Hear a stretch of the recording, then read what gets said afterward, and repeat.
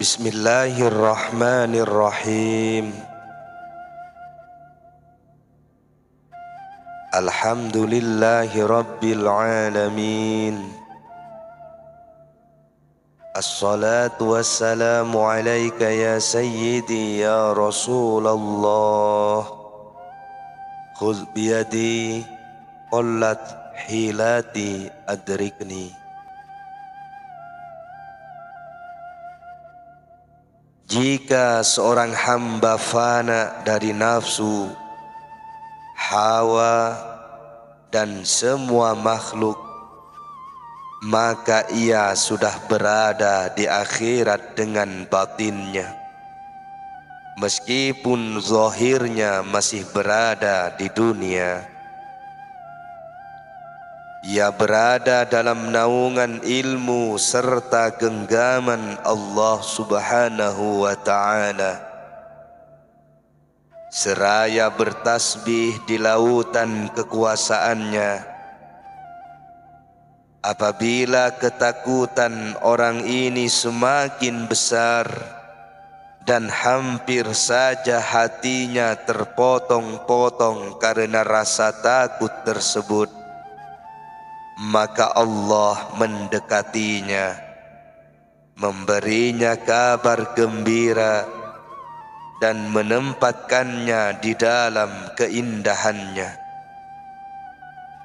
Hal ini sebagaimana yang dilakukan oleh Nabi Yusuf alaihi salam terhadap saudaranya Bunyamin. Ketika seluruh saudara Nabi Yusuf berkumpul, ia melihat Bunyamin berbeda dari yang lain, sehingga ia bertambah sayang kepada saudaranya itu. Ia mempersilahkan mereka untuk duduk dan makan di suatu tempat, sementara Bunyamin dipersilahkan duduk di sisinya dan makan bersamanya. Tatkala selesai makan, ia menyampaikan kabar gembira kepada Bunyamin serta berkata, "Aku adalah saudaramu Yusuf." Maka Bunyamin pun bahagia dan Yusuf melanjutkan perkataannya, "Aku ingin membuat skenario. Nantinya kamu akan tertuduh menjadi seorang pencuri. Maka bersabarlah menghadapi ujian itu." Rencana tersebut berjalan mulus. Ketika Bunyamin tertangkap karena mencuri, saudara-saudaranya merasa heran terhadap ujian yang dialami oleh Bunyamin, dan mereka dengki kepadanya sebagaimana mereka dengki kepada Nabi Yusuf alaihi salam sebelumnya. Pada saat barang curiannya terkuak, maka muncullah kemuliaan Bunyamin dan ia didekatkan kepada saudaranya Nabi Yusuf alaihi salam. Begitu juga dengan seorang mukmin. Jika Allah Subhanahu wa ta'ala hendak memberikan tongkat kepemimpinan kepadanya, maka dia akan mengujinya dengan berbagai musibah dan bahaya.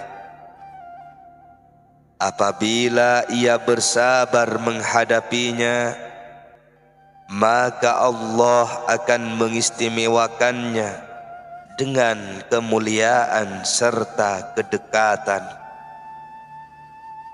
Wahai anakku, bersikap sempurnalah pada saat perintah datang, dan berpura-pura sakitlah ketika larangan menghampiri, serta pasrah dan diamlah ketika segala bahaya dan takdir mendatangi.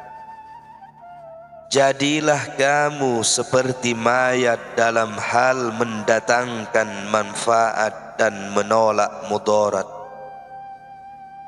Orang yang mencintai itu mendengar serta melihat Al-Haq Azza wa Jalla, dan ia buta serta bisu terhadap makhluk. Kerinduan meliputi kelima indranya. Zahirnya bersama makhluk, sedangkan batinnya bersama Allah Subhanahu wa ta'ala.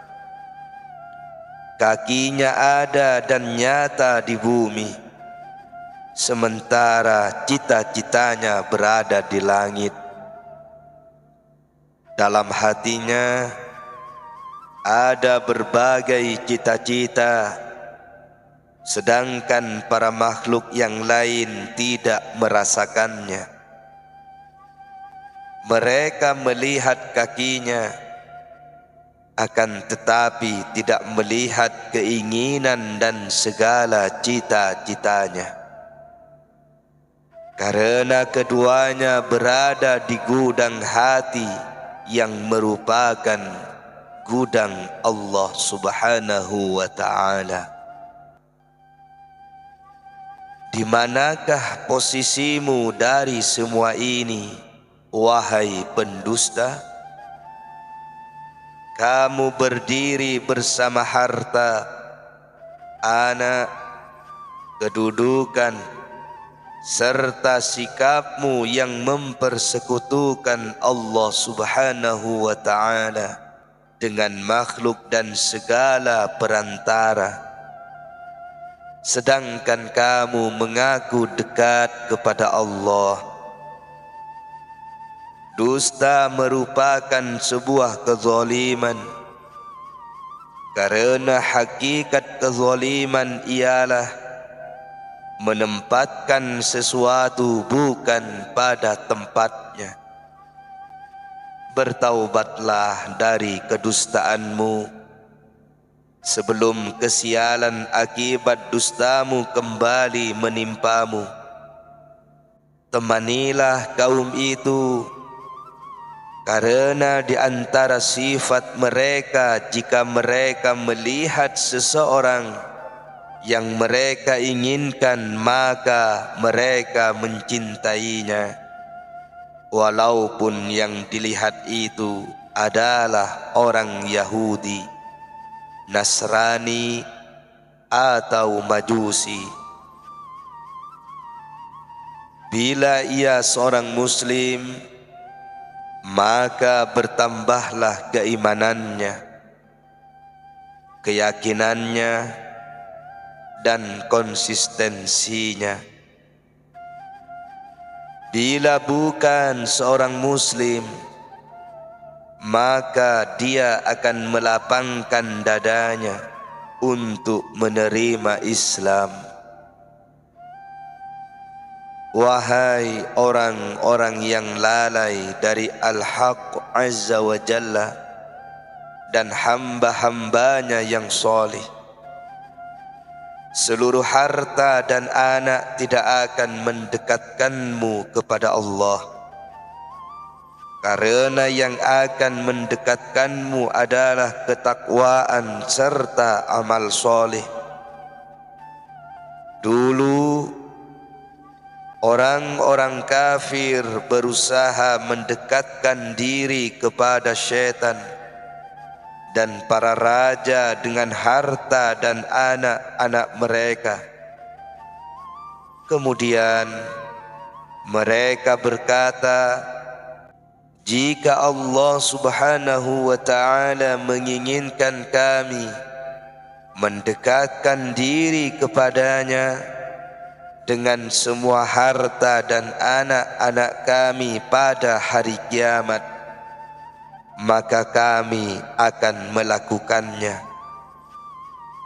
Lalu Allah menurunkan firman-Nya, A'udzu billahi minasy syaithanir rajim. Wa ma amwalukum wala auladukum billati tuqarribukum indana zulfa illa man amana wa amila salihan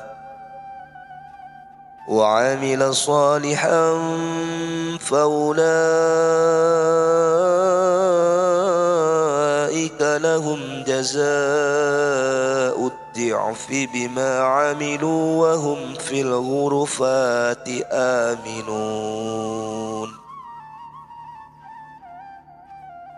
Dan sekali-kali bukanlah harta dan bukan pula anak-anak kamu yang mendekatkanmu kepada kami sedikit pun,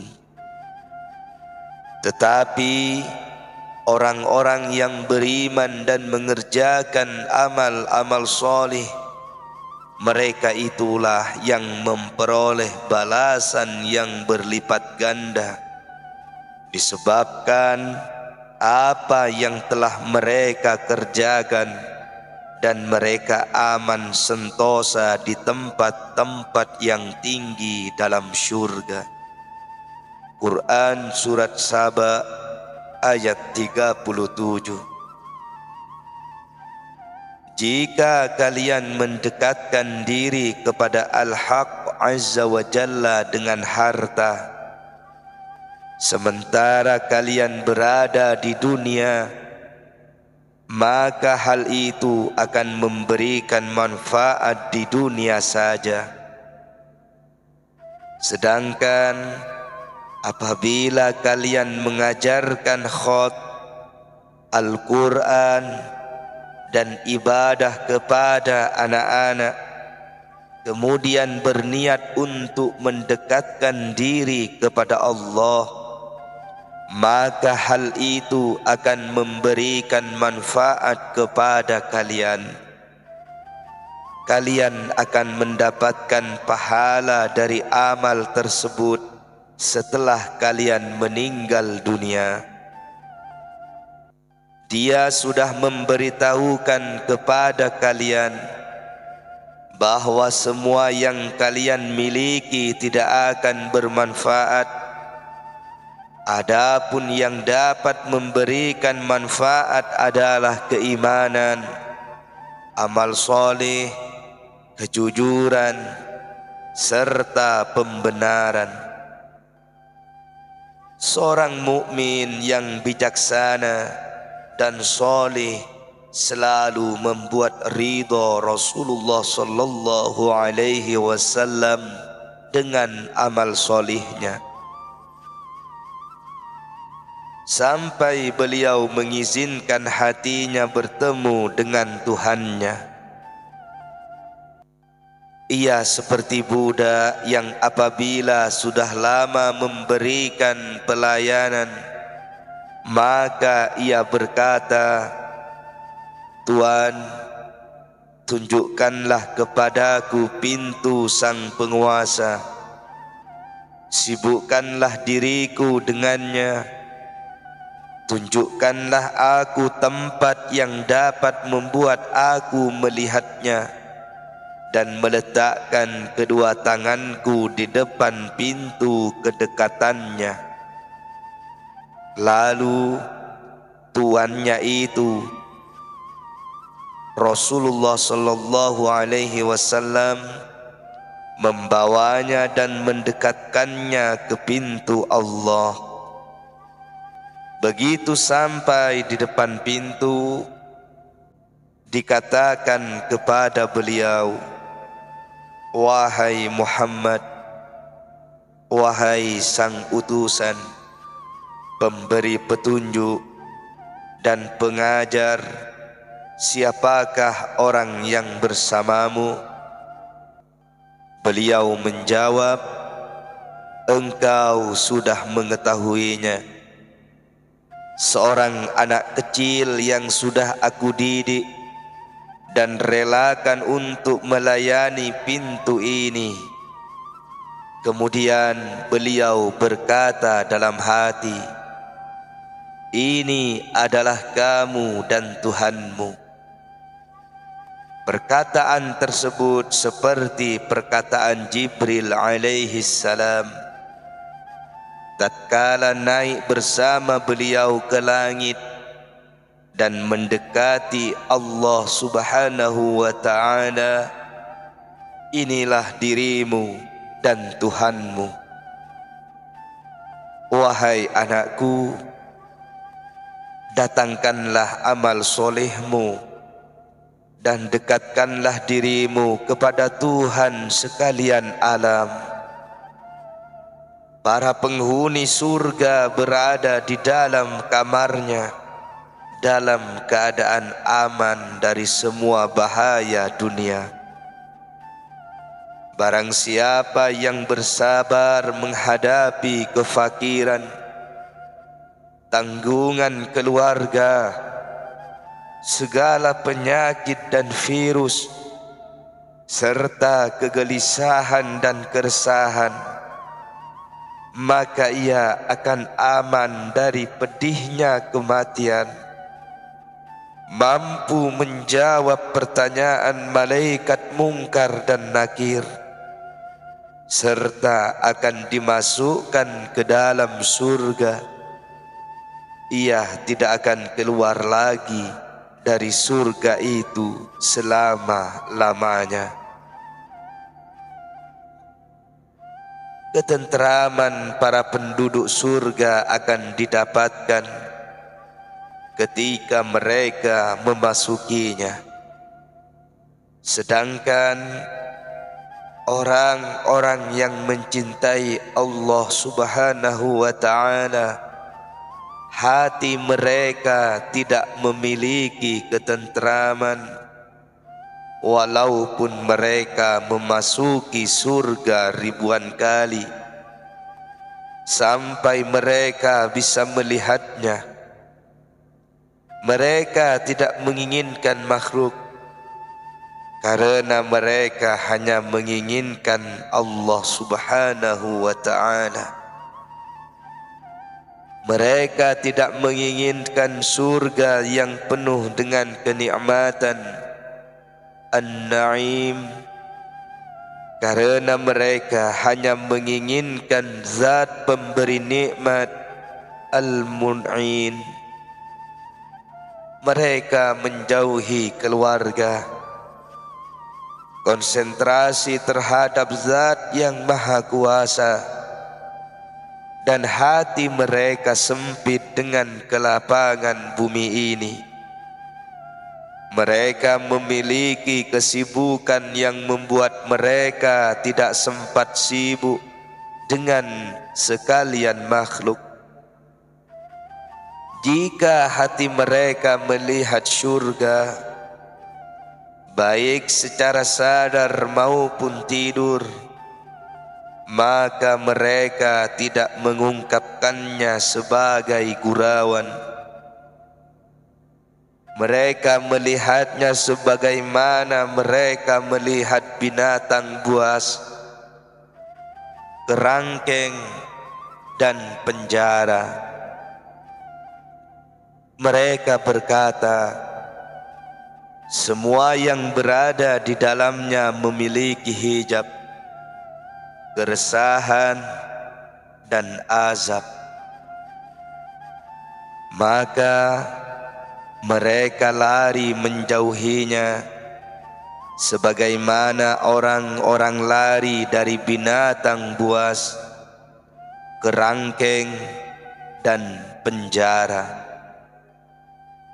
Wahai anakku, pendekkanlah angan-anganmu, minimalisasikanlah ketamakanmu, solatlah layaknya orang yang akan berpisah dengan dunia ini.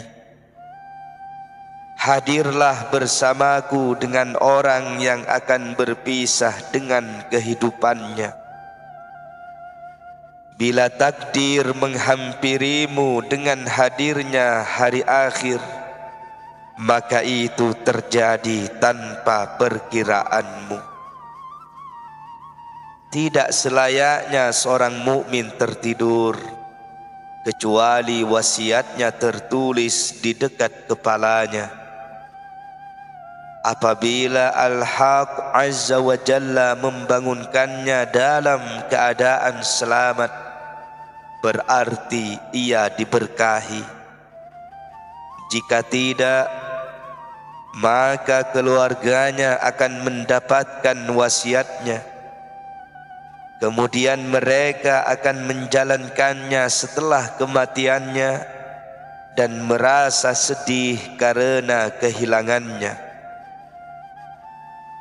Hendaklah kamu makan, duduk, serta bertemu teman dan saudara layaknya orang yang akan meninggalkan dunia.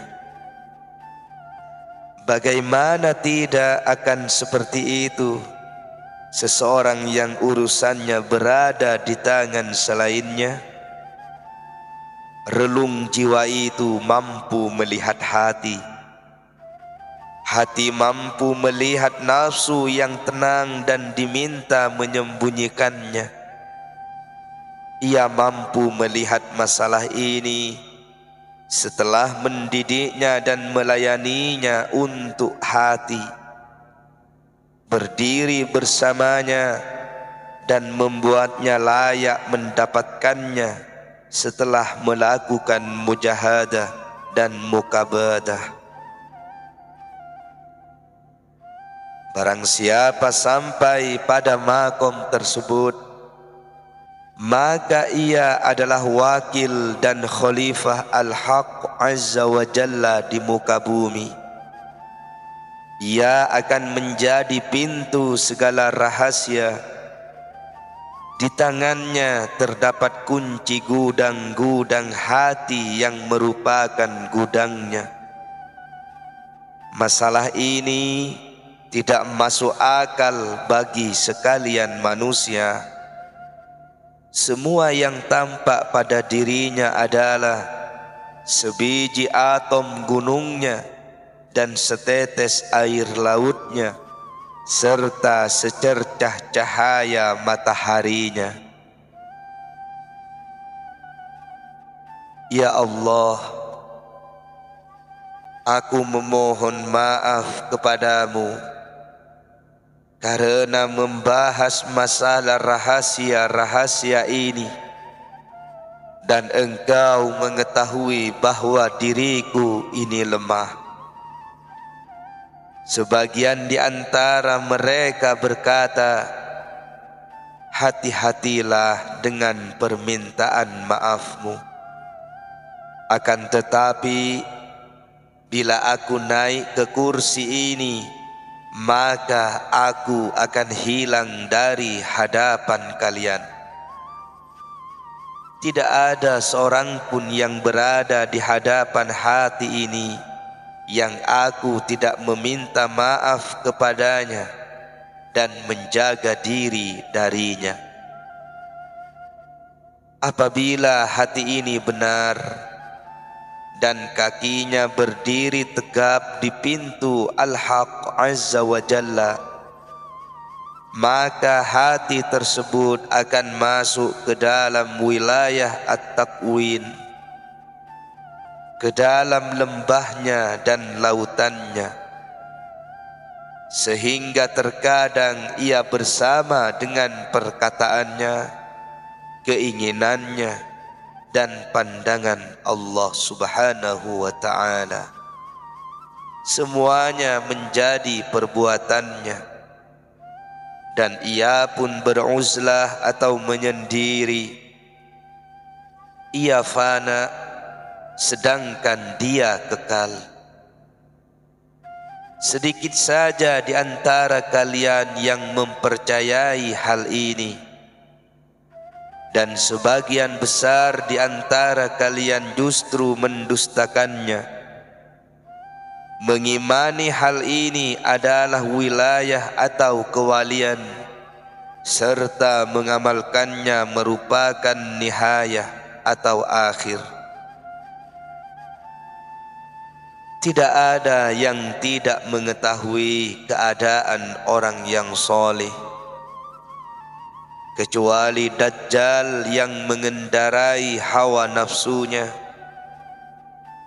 Masalah ini berfondasikan keyakinan yang benar, kemudian mengamalkan dalam bentuk zahir yang memberikan ma'rifat untuk mengenal Allah dan pengetahuan untuk mengetahui Allah Subhanahu wa ta'ala.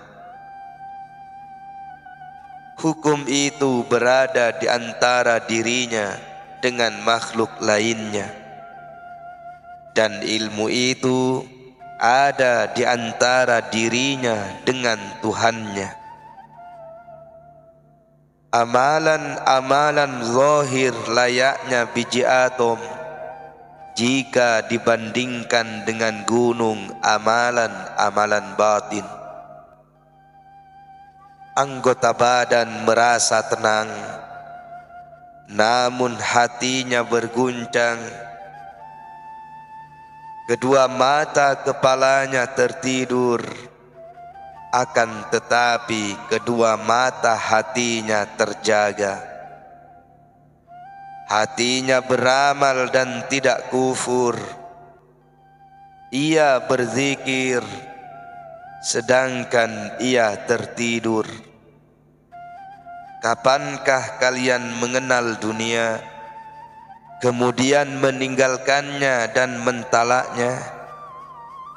Kapankah kalian meninggalkan sifat iri kepada saudara-saudara kalian sendiri, yaitu terhadap segala sesuatu yang ada di tangan mereka? Celakalah dirimu, kamu dengki kepada saudaramu sendiri karena istrinya, anaknya, tempat tinggalnya, serta dunia yang berada di tangannya. Semua itu diciptakan untuknya. Tidak ada bagianmu di sana. Kamu mengharapkan istrinya, padahal ia diciptakan untuknya di dunia dan akhirat. Kamu mengharapkan kelapangan rezekinya, padahal Qalam telah terlebih dahulu menetapkan kesempitanmu, sehingga kamu dihukum dan dihina karena kamu meminta sesuatu yang tidak akan diberikan kepadamu. Betapa kerasnya usahamu untuk mendapatkan dunia, padahal tidak ada bagianmu di dalamnya, kecuali sesuatu yang sudah dibagikan untukmu. Ya Allah, bangunkanlah hati kami dari segala kelalaian. Bangunkanlah kami untukmu. Berikanlah kami taufik untuk melayanimu. Berikanlah kami kebaikan di dunia dan akhirat, serta jagalah kami dari azab neraka. Amin ya rabbal alamin.